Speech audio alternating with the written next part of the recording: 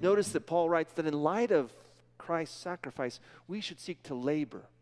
Labor not to earn our salvation, but rather in gratitude for what God has done for us. We labor, we serve, we sacrifice, so that others might come to know the sacrificial, unconditional love of Jesus.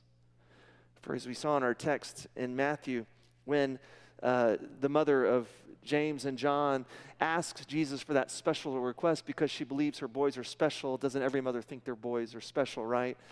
Would you let them sit on your left hand or your right? And Jesus is like, no, that's not the way of the kingdom of God. The kingdom of God is actually found through sacrifice, through service.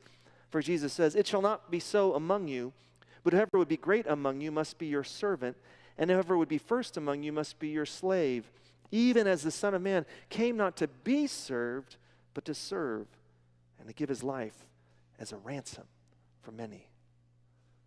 Whom is the Lord calling you to serve today? What is God calling us to sacrifice? How might we give our time, talents, and treasures to help do the work of God's kingdom so that God might be glorified as God was glorified through the sacrifice of Samson? You know, this last week I was in conversation with a couple of people from our church, and we were talking about Murray's House. You may remember when we did our Grow campaign, we didn't just want to build our own campus or build our own facilities. So we're building the new youth house, which will be done pretty soon. We're real excited about that, as we've been updating the children's wing, which will be complete pretty soon as well. And we wanted to make sure that we tithed. We gave an additional 10% to help do the work of God's kingdom, both locally and globally. And so we were able to purchase Murray's House, and we were able to renovate it.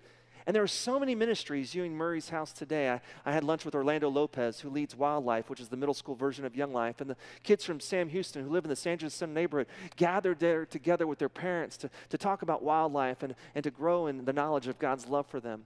We've got Kim Zimmer through Sparrow Legacy Ministries, which is helping young families within the San Jacinto neighborhood navigate through the social welfare programs that our church already offers.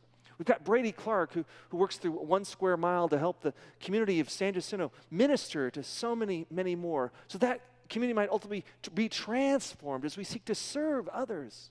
But we serve others not to gain their approval, but out of gratitude for how Christ has already served us. We sacrifice as a witness of his sacrifice for us.